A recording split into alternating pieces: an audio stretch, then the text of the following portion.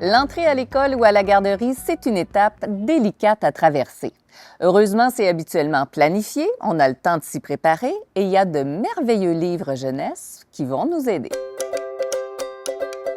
Je vous propose tout d'abord mon premier doc photo, La garderie. Alors, c'est un livre qui a des pages plastifiées, donc elles sont solides. Déjà au départ, c'est intéressant. Et dans ce livre, qui est un documentaire en fait, on va répertorier, présenter à l'enfant tous les lieux qu'il va avoir s'il rentre au CPE ou à la garderie, et aussi toutes les activités qu'il pourrait faire dans une journée. Donc, on va présenter, par exemple, le coin pour faire un dodo, le coin cuisine, les porte-manteaux, les casiers à l'entrée, la cour à l'extérieur, mais aussi l'endroit où on va dîner, l'endroit où on fait de l'exercice. Donc, c'est une belle préparation pour l'enfant qui va faire bientôt son entrée à la garderie. Ce n'est pas un livre qui est illustré, ce sont véritablement des photographies qu'on retrouve à chaque page. Des photos colorées sur lesquelles on voit de nombreux enfants qui sont souriants. Ça donne le goût d'entrer à la garderie. Passons à plus la puce. Ce livre-là, il va plaire à énormément de familles parce qu'il aborde quelque chose que plusieurs d'entre nous vivent avec les enfants lorsqu'on doit se quitter le matin à l'école ou à la garderie, c'est-à-dire des au revoir et des câlins qui n'en finissent plus. L'enfant qui a de la difficulté à se séparer le matin, bien, ce livre-là est parfait pour vous. Flora est une enfant comme ça. Le personnage principal arrive à l'école le matin et l'école, c'est facile, pas de problème. On fait un câlin à maman et maman. Ensuite, on se dirige vers l'école, mais là, le personnage de Flora revient pour avoir un petit peu d'affection. Et au fil des pages, on voit le personnage qui se rapproche de plus en plus de l'entrée de l'école, mais revient à chaque fois pour avoir un dernier bisou, un dernier câlin. Quand la cloche sonne, elle n'a pas le choix, elle doit définitivement quitter ses mamans et rentrer à l'intérieur de l'école. Là, elle va prendre une grande inspiration et sa journée va être parfaite, elle va être de bonne humeur. Donc, c'est vraiment la séparation le matin qui était un enjeu. Et la raison pour laquelle j'ai aimé ce livre-là, c'est qu'il est raconté du point de vue de l'enfant. Donc, c'est très respectueux de ce qu'il peut ressentir. Jamais on ne va dire que ce qu'il ressent, c'est trop gros ou c'est désagréable.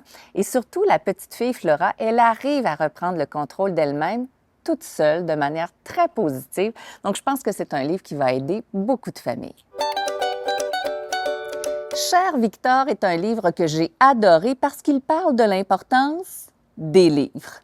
Alors, c'est l'histoire d'un petit garçon qui s'appelle Adam et qui s'apprête à faire sa rentrée à l'école.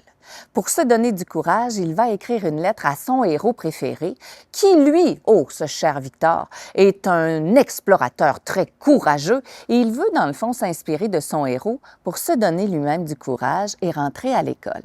Je vous le dis, ce livre-là m'a charmé d'abord et avant tout pour ses illustrations qui sont vives, colorées. C'est magnifique. Si vous avez des enfants qui sont créatifs, qui aiment dessiner, je pense vraiment que c'est un livre qui va les charmer et les aider à faire la transition pour la rentrée à l'école.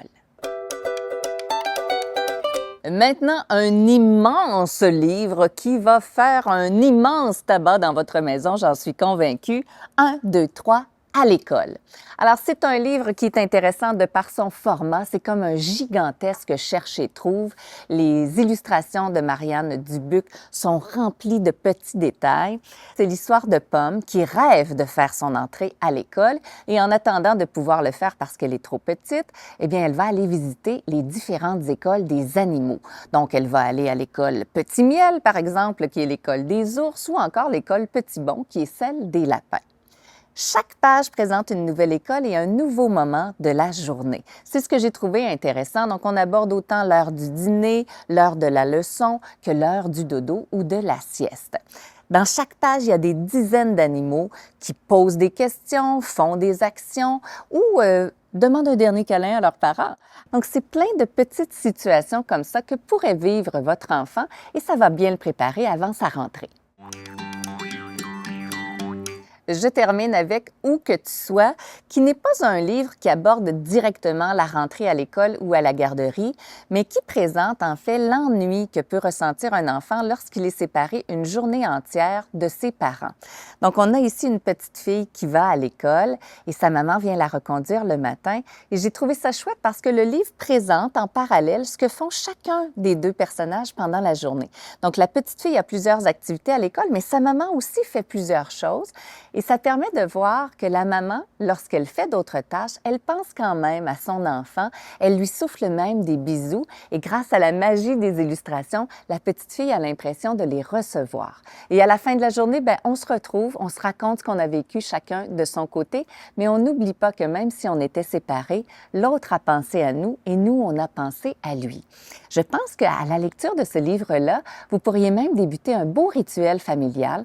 Je vais te souffler des bisous. Quand tu t'ennuies, imagine-toi que je t'ai soufflé un bisou, puis souffle-moi-en un en retour. Je pense que ça va charmer plusieurs enfants.